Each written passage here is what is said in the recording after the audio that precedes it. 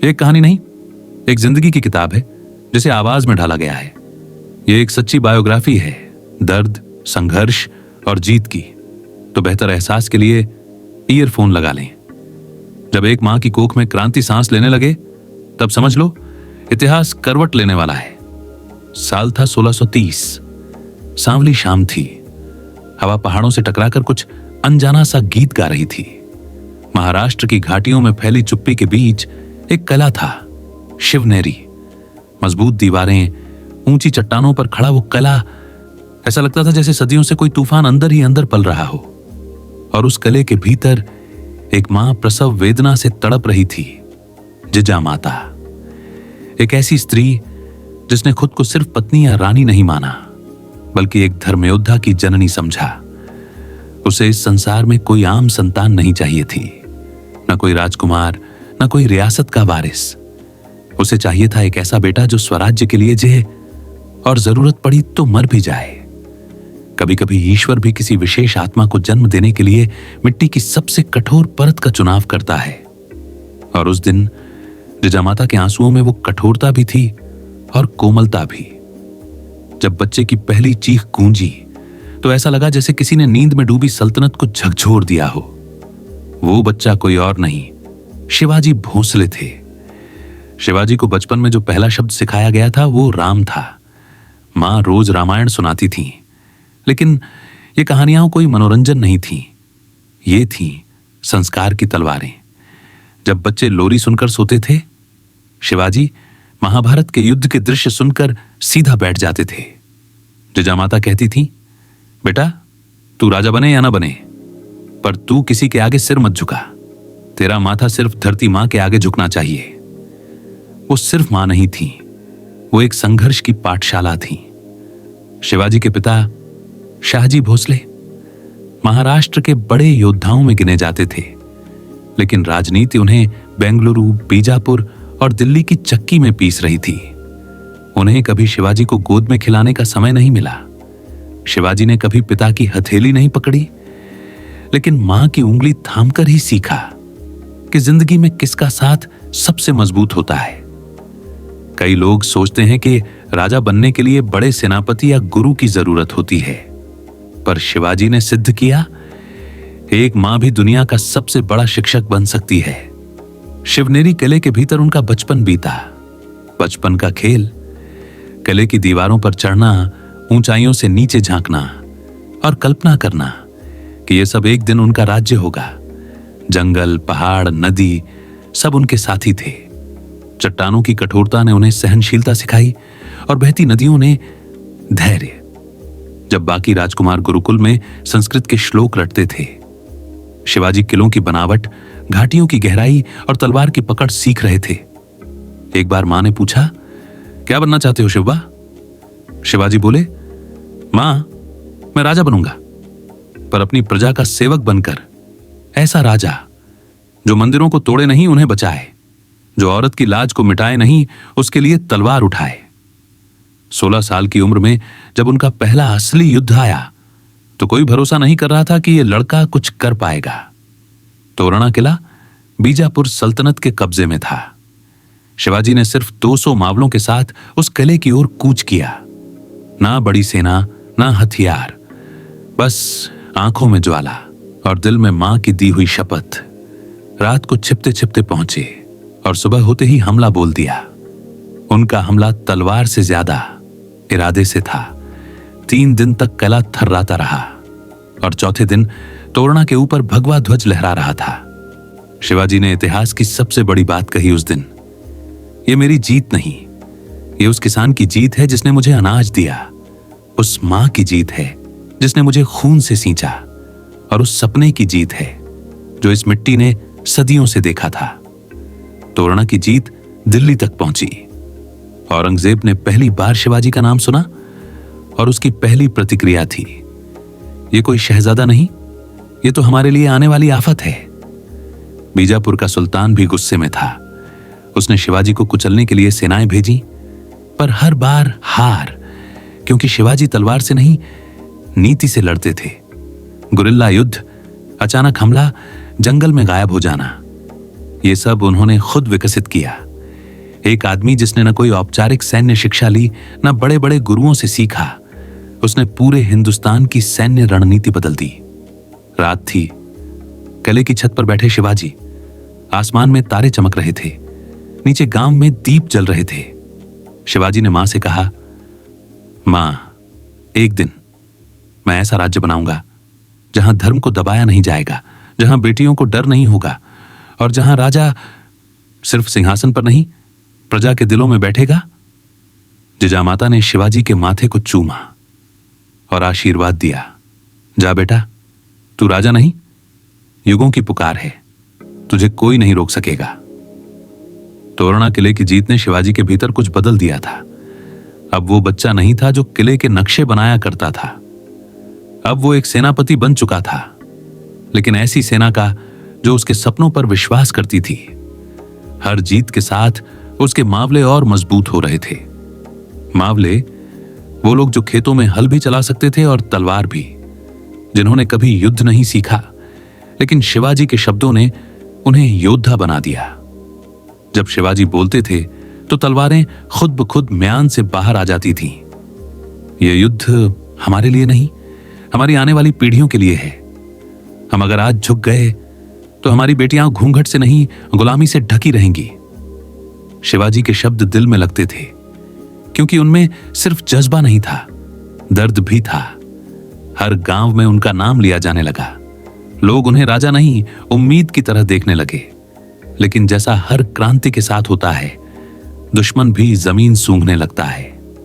बीजापुर के सुल्तान आदिल शाह को खबर मिली कि एक छोटा मराठा लड़का किले दर किले अपने झंडे गाड़ रहा है। वो हंसा पहले, फिर घबराया। उसने तुरंत अपने सबसे क्रूर सेनापति अफजल खान को भेजा।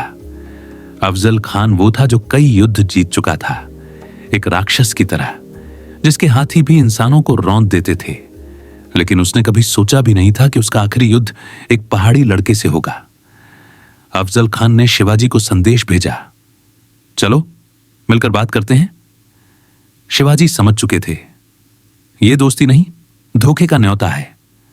मां जिजाबाई ने आशीर्वाद दिया, जा बेटा, पर ध्यान रखना, वो सिर्फ तलवार नहीं चलाएगा, तेरा विश्वास भी मारने आएगा।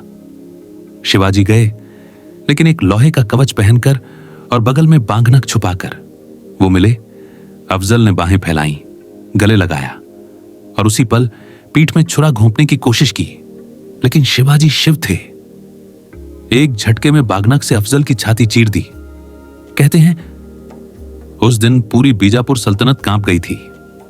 यह कोई संयोग नहीं था, यह सिर्फ एक जीत नहीं थी, यह उस आवाज की वापसी थी जो सदियों से दबा दी गई थी। उसके बाद शिवाजी ने एक एक करके दर्जनों किले जीत लिए।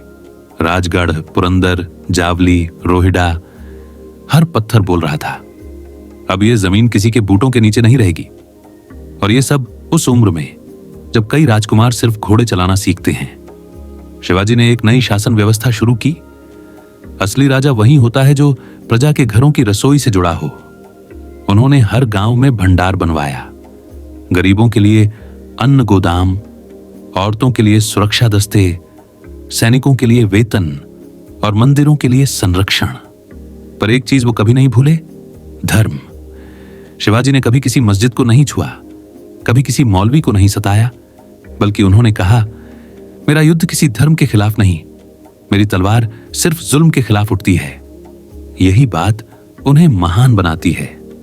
उधर औरंगजेब दिल्ली में बैठा था। शिवाजी की बढ़ती ताकत उसके लिए चुनौती बन चुकी थी। दिल्ली में दरबार के अंदर कई बार उसका गुस्सा फूट पड़ा। एक मराठा हमारी सल्तनत को चुनौती दे रहा है। उसने बीजापुर और गोलकोंडा के साथ मिलकर शिवाजी के खिलाफ मोर्चा खोल दिया। अब सामने सिर्फ एक बादशाह नहीं था, पूरी सल्तनत खड़ी थी। पर शिवाजी ने उस वक्त भी हार नहीं मानी। उन्होंने पहाड़ियों में छोटी छोटी चौकियां बनाई, गुप्त रास्ते तैयार किए, हर गांव में लड़ाकों को तैयार किया। उनकी गुरिल्ला युद्ध नीति आज भी सैन्य अकादमियों में पढ़ाई जाती है।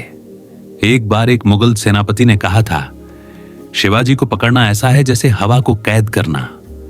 लेकिन हर वीर के जीवन में एक ऐसा मोड़ आता है जहां परीक्षा उसकी तलवार की नहीं, उसके आत्मबल की होती है।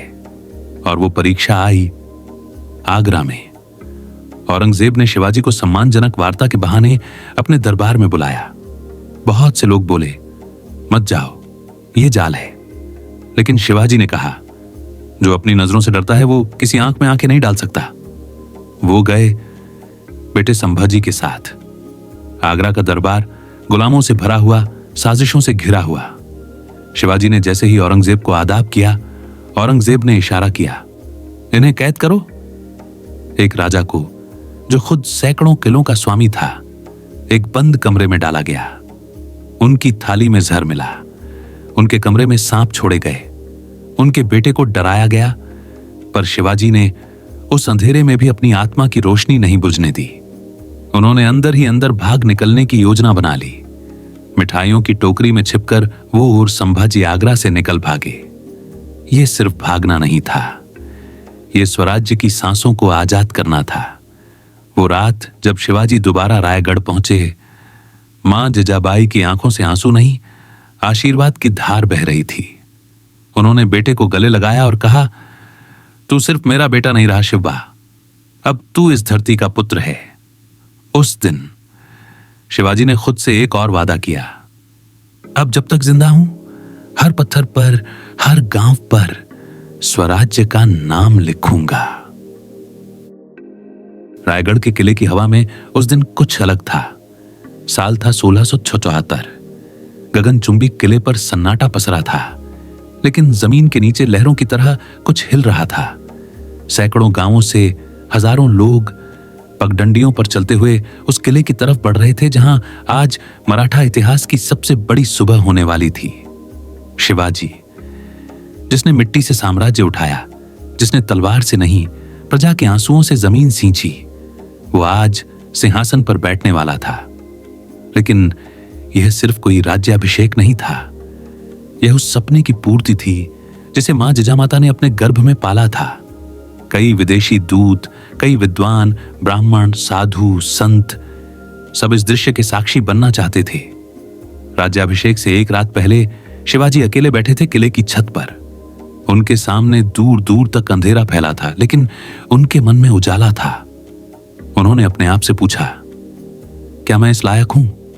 और अंदर से एक आवाज आई, अगर तेरे राज्य में एक भी भूखा सोया तो तू राजा नहीं, केवल जीतने वाला होगा। सुबह हुई। ढोल, नगाड़े, शंख, वेदों के मंत्र और शौर्य के गीतों के बीच शिवाजी को गंगाजल से स्नान कराया गया। पूरे शरीर पर केसर, चंदन और चांदी के आभूषणों की छटा थी, लेकिन चेहरे पर वही सादगी। जब वो सिंहासन की ओर बढ़े तो मां जिजामाता का हाथ उनके सिर पर था। वो लम्हा जहां इतिहास ने सिर झुकाया। सिंहासन पर बैठते ही उन्होंने सिर नीचे किया, न खुद को भगवान माना, न किसी से ऊपर, बल्कि कहा, मैं छत्रपति तो बन गया, अब मेरी सबसे बड़ी परीक्षा शुरू होती है। अब मुझे सिर्फ लड़ाई नहीं लड़नी, मुझे न्याय देना है। उसके बाद उन्होंने जो किया वो किसी राजा के लिए नहीं, एक जन सेवक के लिए मिसाल था।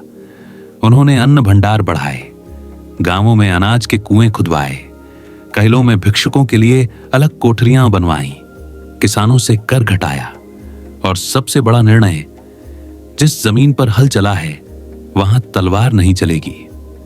शिवाजी के साम्राज्य में औरतों की इज्जत सर्वोपरि थी।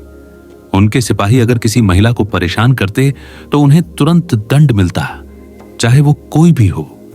उन्होंने धर्म को हथियार नहीं बनाया, बल्कि सबको अपने धर्म के साथ जीने का अधिकार दिया। हर मस्जिद, हर मंदिर, हर गुरुद्वारे को उन्होंने संरक्षण दिया। जब कोई उनसे पूछता, आपका धर्म क्या है, वो मुस्कुराकर कहते, मेरा धर्म है न्याय। राज्याभिषेक के कुछ ही समय बाद एक नई योजना बनाई गई, एक ऐसा नौसैनिक दल जिससे समुद्र की सीमा भी अब उनके नियंत्रण में आ जाए। अरब सागर में छोटे छोटे किले बनवाए। पहली बार एक हिंदवी नौसेना खड़ी की। उनके सेनापति ने कहा, आप समंदर भी जीतना चाहते हैं? शिवाजी बोले, जब तक दुश्मन के जहाज लहरों पर चल सकते हैं, हमारी तलवारें भी पानी में चमकनी चाहिए। और उन्होंने ये करके दिखाया। लेकिन जितनी तेजी से शिवाजी का नाम बढ़ रहा था, उतनी ही रफ्तार से दुश्मनों की बेचैनी भी। औरंगजेब अब खामोश नहीं था। उसने दक्षिण की ओर अपनी सबसे बड़ी फौज रवाना की, जिसका सिर्फ एक मकसद था, शिवाजी को मिटा देना। लेकिन शिवाजी मिटने वालों में नहीं थे। उन्होंने हर गांव, हर घाटी, हर जंगल को रणभूमि में बदल दिया। उनका हर मावला एक चलती फिरती सेना था, हर नारी एक आशीर्वाद, हर बच्चा एक प्रेरणा। कभी जंगल से निकलकर हमला करते तो कभी दुश्मन के छावनी में जाकर रात के सन्नाटे में शोला बन जाते। शिवाजी की सबसे बड़ी ताकत थी लोगों का विश्वास। वो राजा नहीं लगते थे, वो अपने जैसे ही लगते थे। वो जब किसी गांव में जाते तो लोग अपने घर का दरवाजा खोलकर कहते, महाराज आपके लिए अन्न रखा है, पर पहले आप एक बात बताओ, क्या आज कोई गरीब भूखा सोया? शिवाजी उस एक सवाल से कांप जाते थे, क्योंकि उन्होंने राज्य को सत्ता नहीं जिम्मेदारी माना था। और इस बीच कुछ ऐसे भी थे जो उनके खिलाफ थे, कुछ अपने जिन्हें शिवाजी का तेज कचोटता था। गद्दारी शुरू हुई, कुछ सूचनाएं दुश्मनों तक जाने लगीं। एक बार एक बेहद करीबी सेनापति ने शिवाजी के खिलाफ षड्यंत्र किया। जब यह सामने आया तो सैनिकों ने उसे मारने की अनुमति मांगी। शिवाजी ने सिर्फ इतना कहा, जो मेरी पीठ में छुरा घोंपे उसे तलवार से नहीं, माफी से मारो, ताकि वो जिंदगी भर शर्म से मरे। यह था उनका आत्मबल। उनकी मां जिजाबाई अब बूढ़ी हो चली थी, लेकिन जब भी शिवाजी कुछ नया करते तो मां के चरण छूना कभी नहीं भूलते। एक बार मां ने कहा, शिवबा अब तू छत्रपति बन गया, अब डरता नहीं? शिवाजी बोले, मां मैं आज भी सबसे ज्यादा तेरी आंखों से डरता हूं, क्योंकि वो देख लेती हैं मैं झूठ बोल रहा हूं या सच। उस दिन जिजा माता रो दी। उन्होंने शिवाजी को गले लगाया और कहा, अब अगर मैं मर भी जाऊं तो मुझे संतोष होगा कि मैंने एक ऐसा बेटा जना है जो सिर्फ राजा नहीं, धरती का पुत्र है। कुछ महीनों बाद मां चल बसी। शिवाजी जो कभी नहीं रोए थे, उस दिन फूट फूट कर रोए। उन्होंने मां की चिता के पास बैठकर व्रत लिया, अब मैं हर वो अधूरा काम पूरा करूंगा जो तूने अपने जीवन में सोचा था। और फिर से शिवाजी मैदान में लौट आए, एक नई आग के साथ, एक नई जिद के साथ। और अब वो सिर्फ जीत नहीं चाहते थे, अमरता। शिवाजी अब पूरे हिंदुस्तान में जाने लगे थे। वो सिर्फ एक मराठा राजा नहीं रहे, वो एक आंदोलन बन चुके थे, एक लहर जो हर गुलाम दिल को आजादी की पुकार सिखा रही थी। उनके नाम से दुश्मन कांपते थे और प्रजा जब भी शिवाजी नाम सुनती तो सिर नहीं, दिल झुकता था। लेकिन हर युग में हर महान आत्मा के सामने एक आखिरी मोर्चा आता है जो सिर्फ तलवार से नहीं, सहनशीलता और धैर्य से लड़ा जाता है। अब शिवाजी की उम्र बढ़ रही थी। युद्धों के घाव उनकी देह पर नहीं, अब उनके भीतर बोलने लगे थे। पर काम अभी भी अधूरे थे। अब भी कई किले दुश्मन के कब्जे में थे, अब भी कई गरीब भूखे थे, अब भी औरंगजेब जिंदा था। उधर दिल्ली में औरंगजेब अब बूढ़ा हो चला था, लेकिन उसका जहर और ज्यादा फैल चुका था। उसने शिवाजी की ताकत को खत्म करने के लिए दक्षिण भारत के हर नवाब से गुप्त गठजोड़ किए। शिवाजी समझ चुके थे, अब दुश्मन तलवार से नहीं, अंदर से तोड़ने की कोशिश करेगा। उन्होंने अपने पुत्र संभाजी को तैयार करना शुरू किया, लेकिन वो जानते थे संभाजी सिर्फ युद्धों के लिए नहीं, राजा बनने के लिए तैयार होना चाहिए। एक रात शिवाजी ने संभाजी को अपने पास बुलाया। धीरे से बोले, बेटा तलवार चलाना आसान है, पर न्याय देना कठिन। शासन वो कला है जिसमें हर फैसले के साथ हजारों दिल जुड़ते हैं। संभाजी ने सिर झुका लिया। शिवाजी ने उसके सिर पर हाथ रखा। उनकी आंखें भर आई थीं। शायद उन्हें एहसास हो गया था कि वक्त उनके हाथों से खिसक रहा है। और फिर साल 1680 आया। रायगढ़ के किले में ठंडी हवा चल रही थी। शिवाजी बिस्तर पर थे, कमजोर, थके हुए, लेकिन आंखों में अब भी वही चमक। डॉक्टर आते जाते रहे, सैनिक चुपचाप खड़े रहते। प्रजा दिन रात मंदिरों में प्रार्थना कर रही थी। उसी बीच शिवाजी ने अपने सबसे करीबी सेनापति से कहा, अगर मैं चला जाऊं तो मेरी समाधि ऐसी जगह बनाना जहां लोग मेरी कहानी नहीं, अपना भविष्य देखें। मुझे याद नहीं करना, मुझे जीना। 3 अप्रैल 1680 की रात एक आखिरी सांस ली गई। ना कोई युद्ध, ना कोई दुश्मन, बस समय ने शिवाजी को अपने पास बुला लिया। रायगढ़ की वो रात आज भी इतिहास के कानों में गूंजती है। घंटों तक ढोल नहीं बजे, कोई शंख नहीं फूटा, केवल एक मौन था जो सब कुछ कह रहा था। प्रजा फूट फूट कर रोई। बूढ़े, जवान, बच्चे, स्त्रियां, हर आंख में आंसू थे और हर होंठ पर एक ही शब्द, छत्रपति शिवाजी महाराज की जय। उनकी चिता जब जली तो ऐसा लगा जैसे पूरी मिट्टी सुलग रही हो, और जब राख बची तो उससे उठी विरासत की अग्नि। कहानी वहीं खत्म नहीं हुई। संभाजी ने जिम्मेदारी ली, मराठा साम्राज्य बढ़ता गया, लेकिन शिवाजी जैसी सोच, वैसा आत्मबल किसी में न था। वो चले गए थे, लेकिन हर किला, हर गांव, हर मराठा की नसों में अब भी शिवाजी दौड़ रहे थे। उनके बिना भी लोग लड़ते रहे, क्योंकि वो सिखा गए थे कि स्वराज्य कोई जमीन नहीं, वो तो आत्मा की आवाज है। कभी कोई लड़का अकेला हो, कभी कोई किसान झुके, कभी कोई मां डर से कांपे, तो हवाओं में आज भी गूंजता है, मत डर, तू शिवाजी की औलाद है। और आज सदियों बाद भी जब कोई बच्चा इतिहास की किताब खोलता है तो पन्ने अपने आप फड़फड़ाने लगते हैं, क्योंकि उनमें कहीं ना कहीं एक राजा आज भी सांस ले रहा होता है।